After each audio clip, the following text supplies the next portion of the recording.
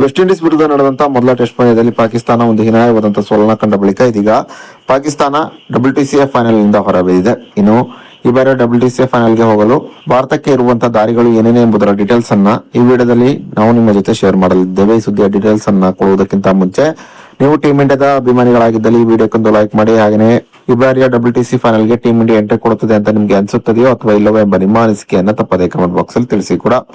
West Indies ಎದುರು ನಡೆದಂತಹ ಮೊದಲ ಟೆಸ್ಟ್ ಪಂದ್ಯದಲ್ಲಿ ಪಾಕಿಸ್ತಾನ ಒಂದು ಹೀನಾಯವಾದಂತಹ ಸೋಲನ್ನ ಕಂಡ ಬಳಿಕ WTCA ಪಾಯಿಂಟ್ಸ್ ಟೇಬಲ್ ಅಲ್ಲಿ ಪಾಕಿಸ್ತಾನ ಕಡೆಯ ಸ್ಥಾನಕ್ಕೆ ಕುಸಿದಿದೆ.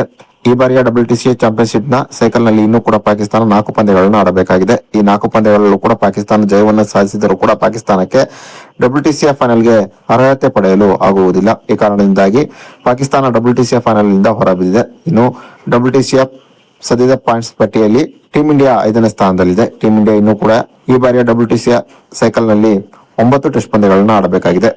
2 ಟೆಸ್ಟ್ ಪಂದ್ಯವನ್ನ ಶ್ರೀಲಂಕಾದ ಎದುರು ಆಡಬೇಕಾಗಿದ್ದರೆ ಇನ್ನೆರಡು ಟೆಸ್ಟ್ ಪಂದ್ಯವನ್ನ ನ್ಯೂಜಿಲೆಂಡ್ ಎದುರು ಭಾರತ ಆಡಬೇಕಾಗಿದೆ. ಇನ್ನು ಆಸ್ಟ್ರೇಲಿಯಾದ ಎದುರು 5 ಟೆಸ್ಟ್ ಪಂದ್ಯಗಳ ಟೆಸ್ಟ್ ಸರಣಿಯನ್ನ ಕೂಡ ಟೀಮ್ ಇಂಡಿಯಾ ಆಡಬೇಕಾಗಿದೆ.